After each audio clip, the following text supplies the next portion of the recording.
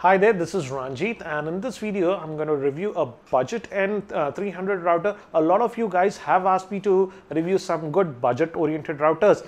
Hence I purchased this TP-Link router from Flipkart, and I have been testing this router now for 20 days, and I'm actually pretty impressed with this router considering the budget oriented price and the performance of this router. So let's get on with the in-depth review of this TP-Link Wi-Fi router. So here I have the TP-Link router. Before that, let me show you the box. The model name is TL WR841N.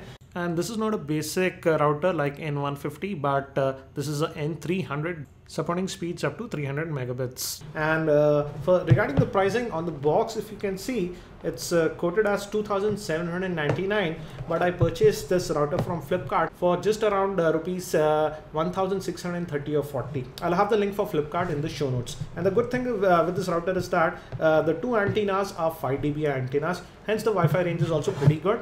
And this is the router itself, and as you can see, it's not a very big router or a very compact router. The antennas are fixed, and we have some LED lights. I'll show you that when I switch on the router itself.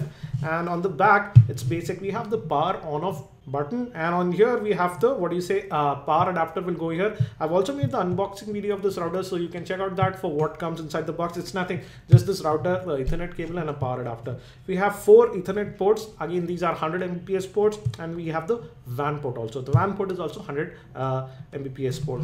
And we have a Wi-Fi toggle switch that is on and off, and we also have a WPS switch. And the thing to note is that if you're using some old internet connections like BSNL or MTNL that comes with the ADSL connection, you can use this router, but you have to use your BSNL modem and you connect that to this router, then it works perfectly fine. I'm using a fiber connection, and fortunately it directly comes with the Ethernet port. So if you're using a modern connection like that, you can directly connect to the WAN port.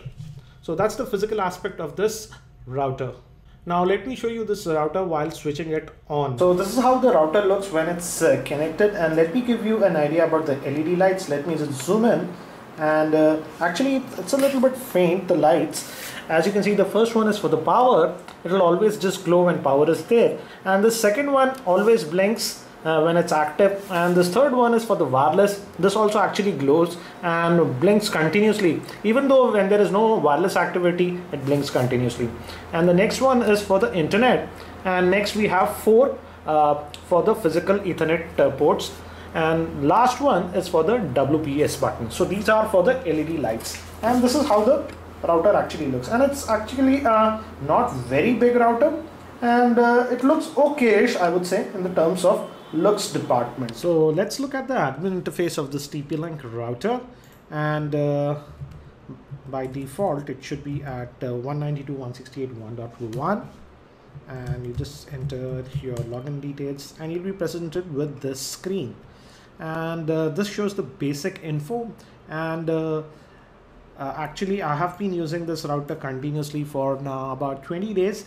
Yes, I did restart it once or twice, and the issue is that whenever you do some changes, for example, even if you change the DNS server, it restarts the router. Hence you're seeing just this 9 days of uptime, but the uptime is actually a lot more. In last 20 days of usage, it did not automatically reboot or dropped out, so that is pretty good.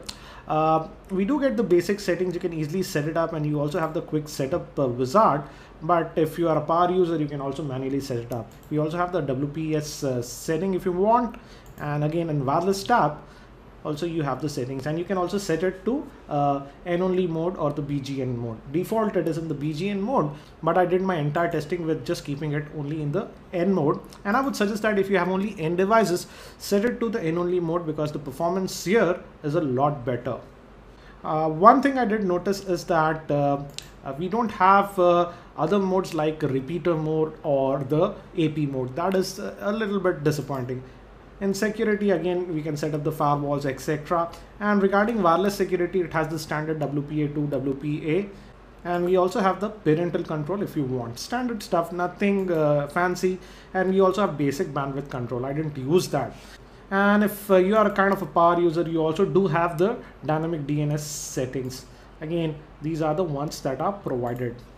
And the performance of the router, as I mentioned, was pretty good. And as you can see, I'm on my MacBook Air. We don't have any Ethernet connection on a MacBook Air. So we are connected via Wi-Fi. And I'm on a fairly fast internet connection. And my internet connection is a 50 Mbps connection. And let's test how well this router handles high-speed connections like this. And let's do this test. And as you can see, it's able to easily max out my internet connection. Mine is a 50 megabit connection, and as you can see, it's easily actually maxing it out. And I'm almost getting about 60 meg down, and always my ISP was generous about uploads, and we are getting 78 megabits upload. So even if you have a very high speed internet connection, this router will be able to handle it. And I do get this question a lot for affordable routers, that something like I have a 2 Mbps connection, 4 Mbps connection, will this router be able to handle it? And as you can see, this TP-Link router, though it's a pretty affordable router, it could handle my 50 megabit connection without any issues.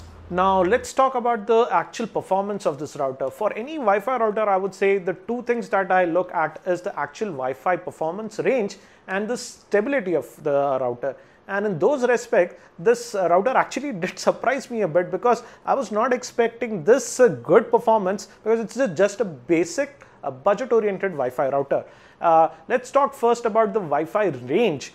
And here I would say the router performed brilliantly. I would say it did perform much better than some of the competing routers in this price bracket. And I was actually very surprised that it could even beat some of the higher end routers. For example, I was personally using the Netgear 3700 router. That's a dual band router, and that cost almost 5 times the cost of this router. I've also done a review of that router, so you can check out that. Links will be in the show notes.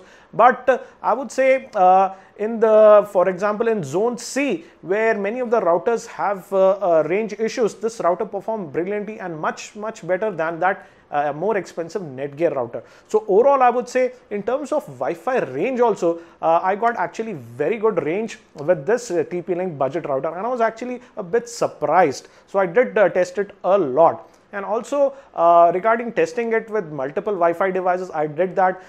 For the most part, my home is heavily connected. At any given time, about 4 to 7 devices, Wi-Fi devices, are constantly connected. For example, 3 smartphones, 2 tablets. I also have 2 Chromecast, and I also did a lot of HD streaming via the Chromecast.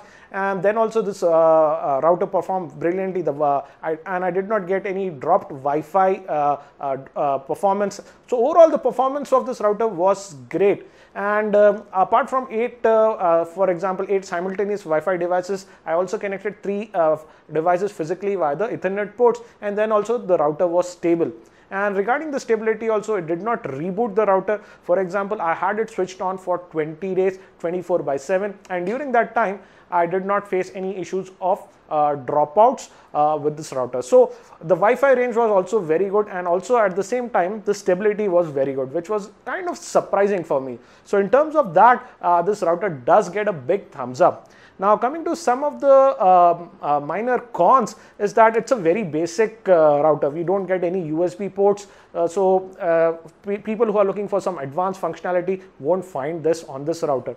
Also, as I mentioned in the admin interface, we don't have additional modes like a repeater or an AP mode. We just have the basic Wi-Fi router mode with this router. One more thing that I was a little bit surprised, that I have a fairly fast internet connection. That's a 50 megabit internet connection, and this router did not slow that down, and I was able to use the full speed of this router, that is 50 megabit connections, without any issues. Even for my Wi-Fi devices, I was able to get that 50 megabit connection. So again, if you have even a very fast internet connection, this router will work perfectly.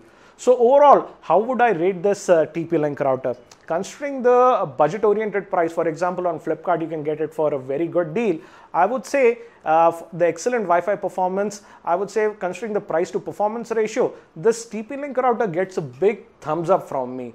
And if you are on a tight budget, I would definitely say that have a serious look at this TP-Link router. I hope that you found this video review helpful. If you found it helpful, I'll appreciate if you can click the like button and also share this video with your friends.